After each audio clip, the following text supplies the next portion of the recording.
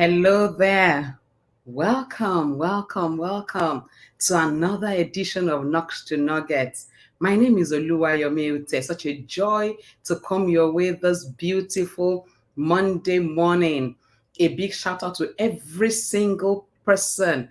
Thank you for giving me a share of your time. And for those that will watch it thereafter, thank you so much. Thank you for the support we enjoy as we support Knox to Nuggets. I don't take it for granted. I truly do appreciate you. Now, March was such a wonderful month. Wow, March, it was a women's month. And we had fun looking at the International Women's Day, the history, Mother's Day, and the last edition, the changing face of motherhood. That was such a rich month. And April is going to be richer. And in April, we're touching on a very touchy subject. It's something that's of concern to every single person, both mothers, fathers, uncles, aunties, brothers, siblings. Every single person is concerned, is connected. The teacher, the pastor, the imam, everybody is concerned about this topic. That is about child sexual abuse. I paused to let it sink in. It's horrible, but it's a reality that's facing us. Many times we want to be like the ostrich with our heads in the sand and pretending all is well. The truth is this: it's something we must be aware of. And as we get aware of it, then we deal it. And today I have somebody in the house that is a professional guidance counselor.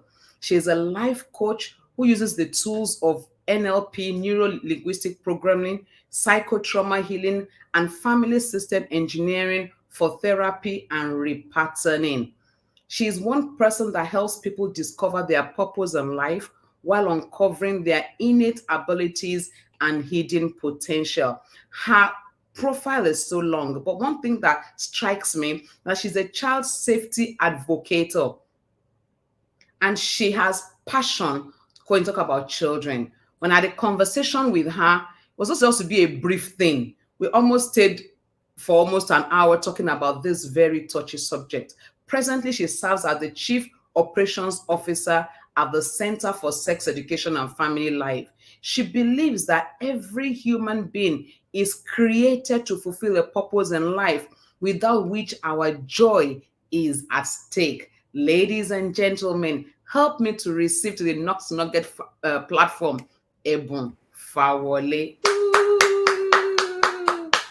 Good morning. Good morning, madam. Thank you for having me. Oh, thank you so much for agreeing to come on this in spite of your very busy schedule. I do not take it for granted at all. And because I want us to You're welcome. maximize this time, I'm going to throw it at you straight. Child sexual abuse. How real is it in our world today? Very, very real, my sister. Very, very real. Very real. It's just that some of us are denying it, but the truth is, it is very real. Child sexual abuse is very real. Um, by the time we're coming out of COVID, the statistics has moved from what it used to be 1 out of 8, and it has moved to 6 out of 10 girls and 3 out of 6 boys are Wow. going to be sexually abused before they attain the age of 18. Yeah, Wow. I need to write yeah. that down. That's real? Very, as in that's real. Hmm. That's real. Hmm. You know, Hmm. we have this statistic, but we can't even say that is it because a lot of people don't even come out to talk about it because of stigmatization and the kind of environment we found ourselves in. So a Yeah. lot of people don't even come out to talk about it. So that's the statistics we're running with, but we know there's more to it. Wow. 3 out of 6 boys, that's 50%. Ah, that's a tall order. Now, you said as we were coming out of the pandemic, do we then say that pandemic heightened child sexual abuse? Is it a fallout? Pandemic heightened it because quite a number of people were, we didn't expect it and it came. And so we a lot of people does not even have plan for it. People did not have plan for it, so we didn't put a lot of structure in place. So children are found roaming on the streets, going to neighbors' house, and in that wise, things happen to children, and the parents were also going through their own challenges at that time, you know, and so there is that place of neglect for Mm, the children. Yeah, and that's the beginning, coupled with the fact that the children at that time were also now exposed to the social media. Like I always say, people we build fences, we try to protect ourselves and all, but there are visitors that enter your house without knocking mm. and that is through the social media. And so the children were also exposed to that, and that heightened it actually. So many Wow. things around it. Yeah. Hmm. I hear you. I hear the shocking statistics. I hear the pandemic. Let me take it a bit further. Now, child sexual abuse. Is it are the predators far, or do we have predators right in the house? Mm. So a predator, a perpetrator, they are very close to us. They are people, majorly who we know, very few strangers, because before the deed can be done, there's that process of grooming. There's that process of grooming with the perpetrator. It's gradual. We call this child, the small girl or the small boy, my husband, my wife. Come and watch film on my phone. Come to my room. You're so caring. These perpetrators, Mm, they are so caring. They show those children love. So, and a stranger cannot really do that because it takes a long time to groom those children before the act, before the deed. So they are close, they are family friends. They are those uncles we are allowing to our house, aunts, those house helps, those drivers, right? Close people, neighbors, you know, these are the people we have around. These are the people that are perpetrating this act. And they do this because you trust them. You can't even imagine such can come through them. And so they take advantage of it. You parents are also quick to say, we are busy, please help us watch over these children. And they take mm. advantage of this vulnerability.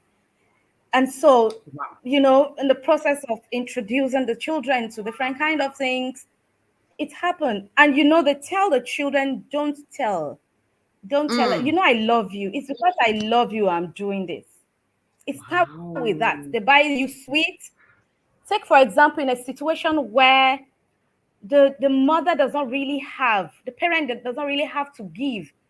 And so this girl comes back from school and said, my teacher said we should bring so and so things. And the mother was like, we don't have. The child is sad. And uncle said, what do you want? What happened? My mommy doesn't want to give me my, oh, don't worry, I'll give you. That's grooming. Hmm. And the child just gravitates towards uncle. Uncle is watching film on the phone. Uncle, can I watch? My mommy is watching another thing I'm not interested in. Come and sit. Hmm. Things like that. Yeah, things like that. It's as simple as Wow. that. And that's how they come in. Yeah. Hmm. I had to ask that question before we start talking about prevention because a lot of Mm. times, if you don't know the source of the trouble, you might be building the wrong fences. So if you think it's the stranger, if you think it's that person that has never passed by your house before, you are mistaken. Like you hear her, people are like that. Yes, when she said that, it hits me. Visitors who enter without knocking, social media has brought them in And predators are closer to us than we think. Most times, there are people that we even trust. But my challenge is this: it has now, when we say things like this, if we're not careful, it puts everybody on the guard. Every uncle becomes a suspect. Every uh, guy becomes a suspect. Are there things to look out for when we are talking about prevention? Yeah, so when we talk about it, everybody becomes a suspect. In fact, your husband becomes a suspect. We're human. Our mind begins to calculate. But you see, before we allow anybody into our house, what are your family values? What are the values you have put in place? Because if you don't have those values, you need to put in place that immigration law for your family. You're bringing in strangers, you bring somebody that is crossing your border, somebody that will come and live with you. What are the things that will guide these people to stay in your house? See, we can't be overprotective. They're our children. And you see, I believe so much in prevention is better than cure. Let people say you're overdoing it. For crying out loud, she's a child, he's my child. I can't take chances for it, because those other people that have been abused, it is because people trusted them. And see, I say that prevention is better than cure. You don't even want to, you don't experience it. Because Hmm. when you experience it, it's a trauma that they don't get over. It's a Hmm. lifetime pain. And so we need to be overprotective of our children. Let anybody say whatever they have to say. I tell people around me, don't put my daughter on your laps.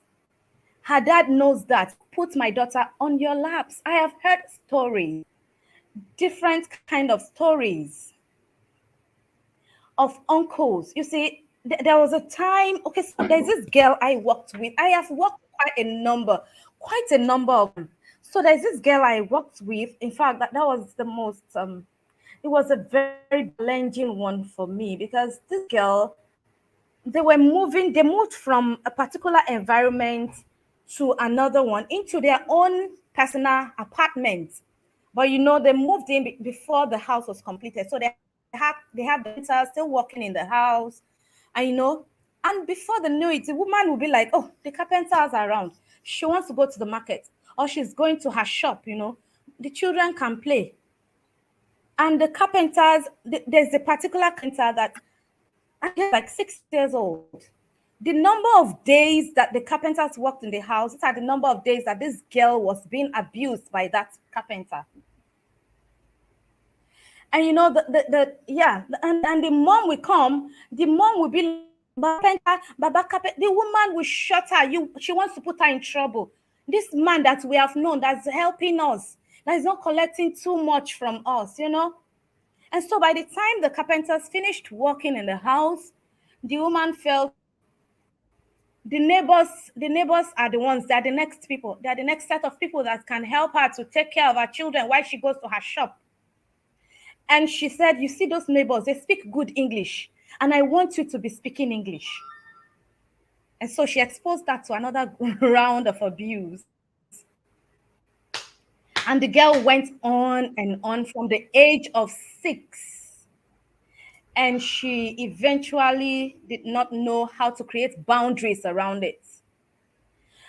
And so every male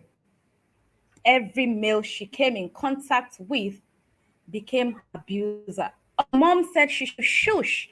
Her mom said she should keep quiet. Don't put me in trouble. No, it's not possible. I want you to learn English. Those ones, they are good people. And the girl said she will cry. I don't want to learn English. I don't want to understand English. Apparently, we're taking turns on her. you know so we can't be overprotective. Those people take advantage every opportunity to do this. Hmm. Prevention, yes ma'am, I'm being a prevention. Please let people say you are overprotective. Let people say you are reading meanings. Yes, this is huge. At the same time, we have to now be careful we don't create an idea in the mind of those children. Hmm. In doing that, we pay attention. Yeah, you don't create unnecessary ideas. You do it in a wise way so that, children can be very curious, right? They can be very curious. So we have to also be careful. A lot of things around this. So we have children that the parents are watching a movie that is rated 16. Your 7 years old is beside you. Why? Why are you doing that? Why can't you just leave the television for them at that moment? You watch whatever you want to watch later. Hmm. So, like your question, we can't be overprotective of our children. Let anybody think anything.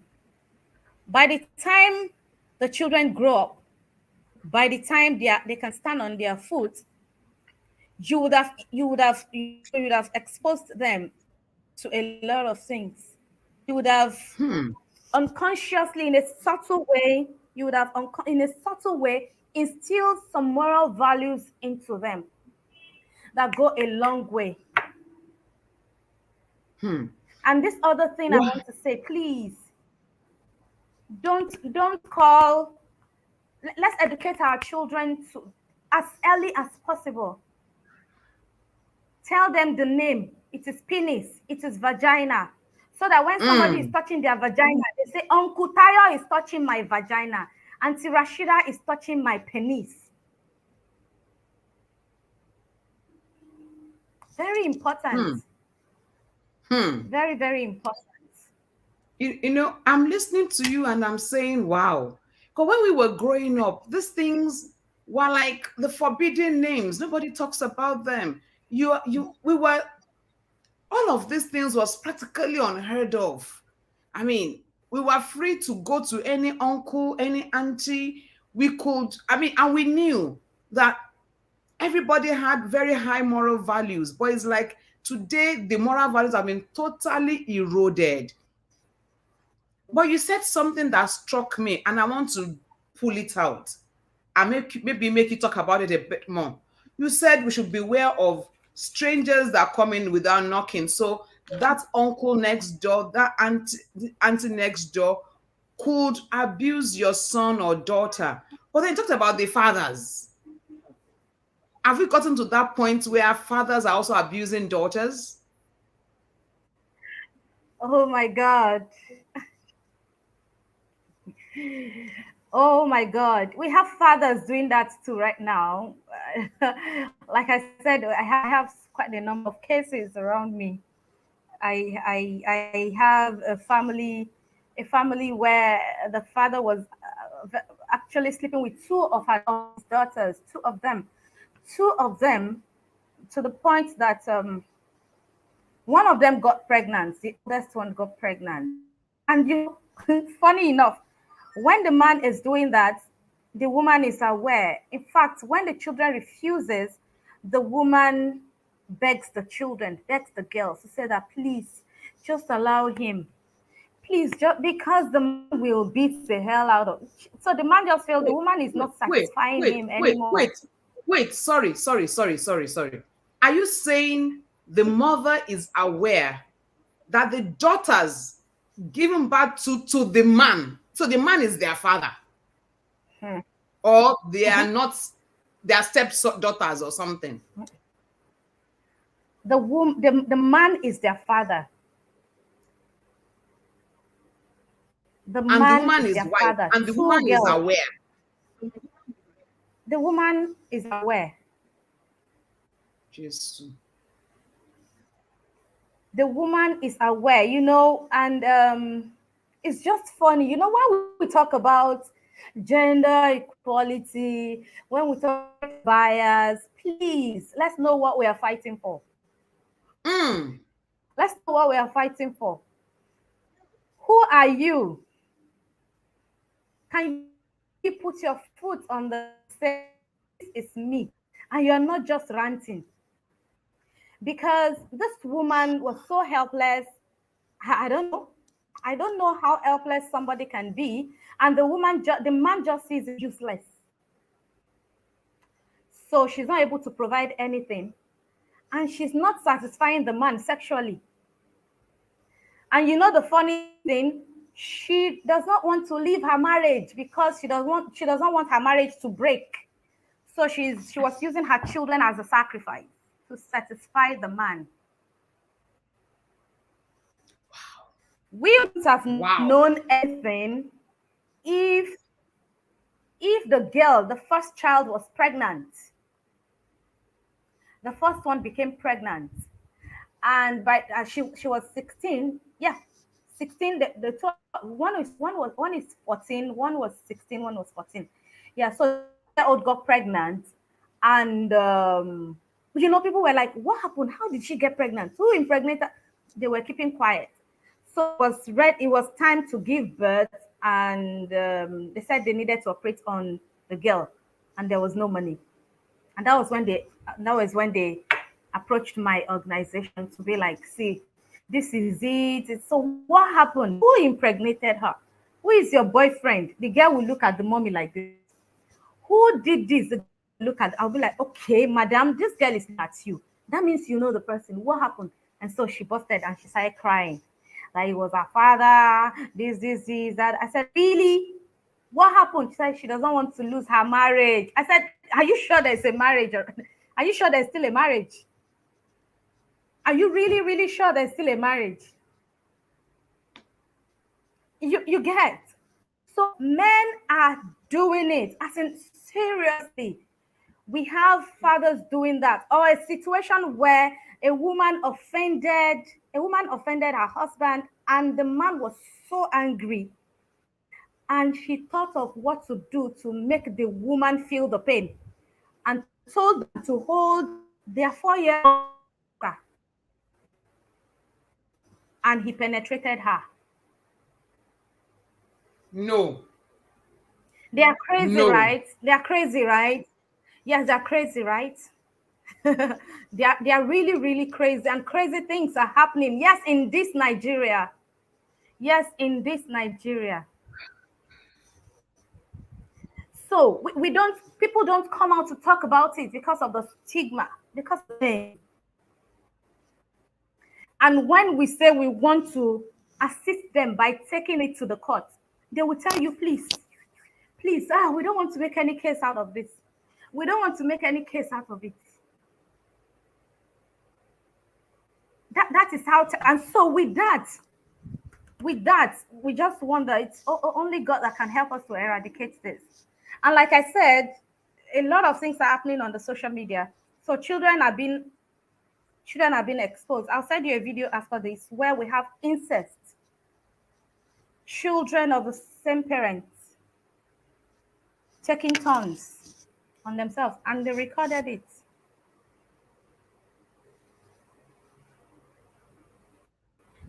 Hi. Wow. We When have I different. ugh.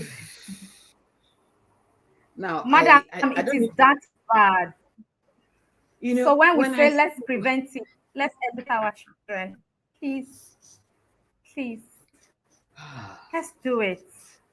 you, It's you, you know bad.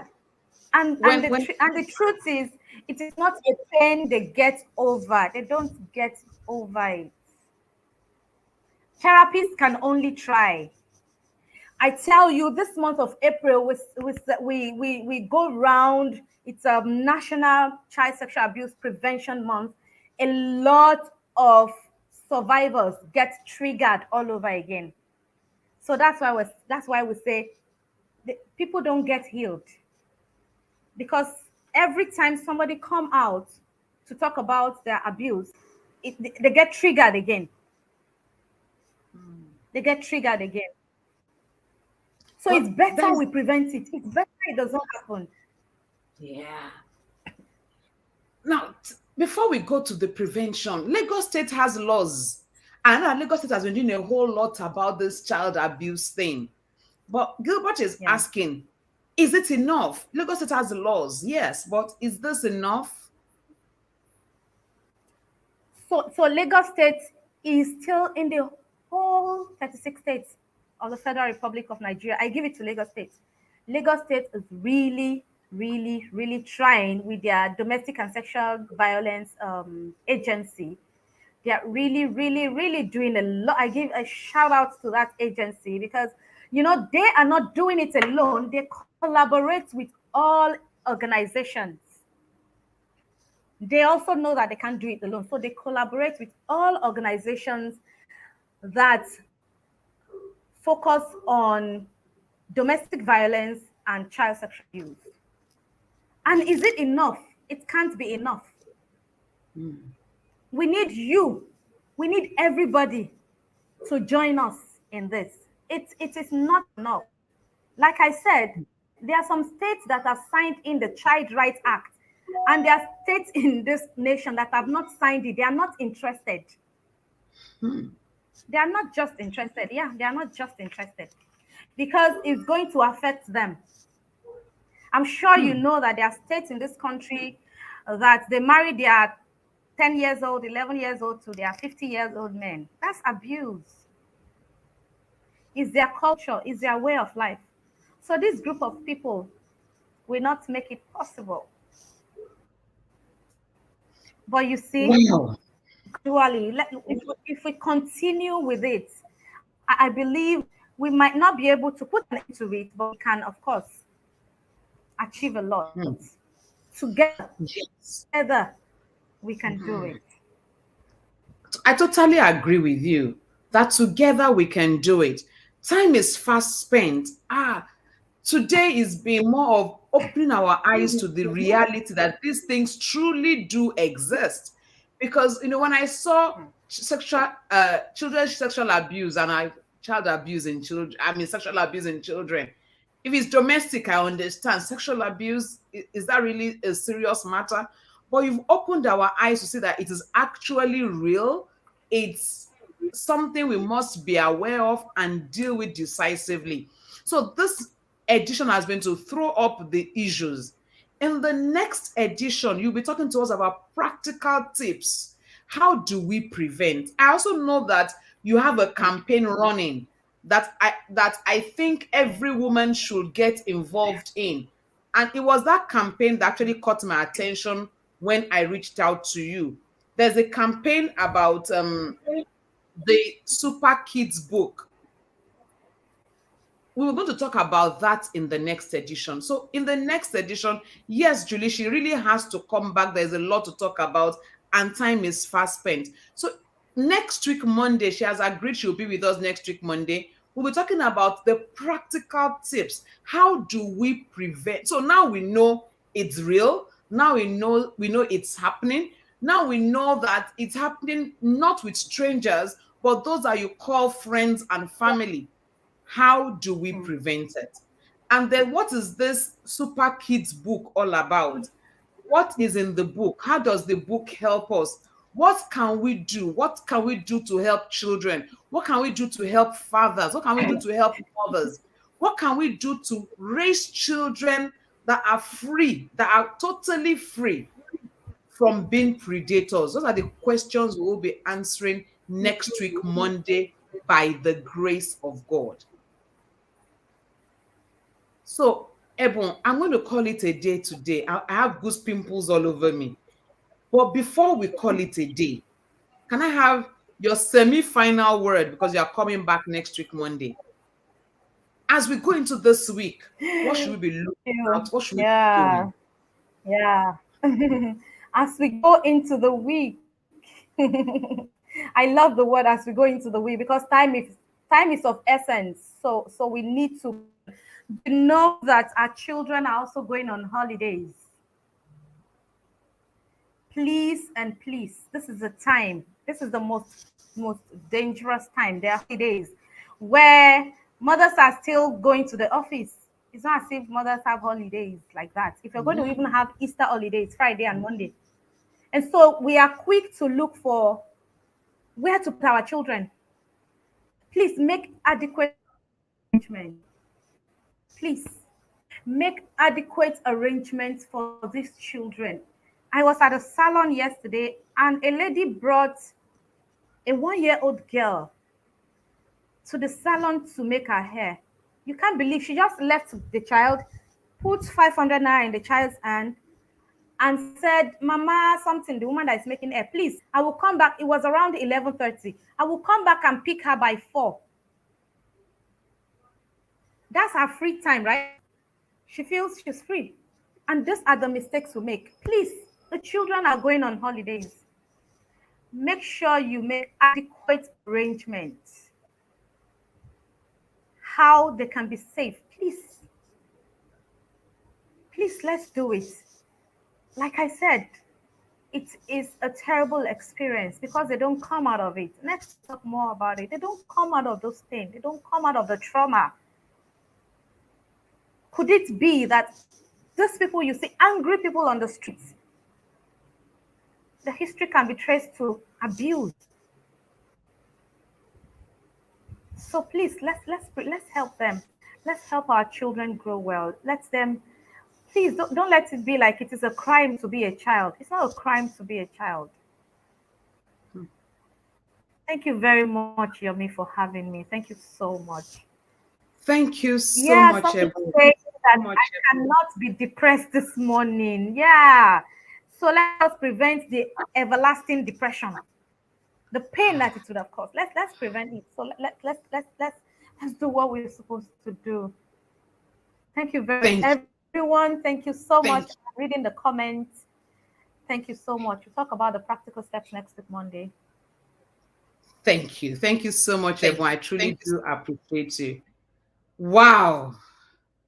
I don't know if you feel the way I feel. It's gory, but it's better for us to know that these things exist. So we're not like ostriches with our head in the sand, thinking that we're in a safe haven. We're not thinking that these things don't, it's a wake up call, yes.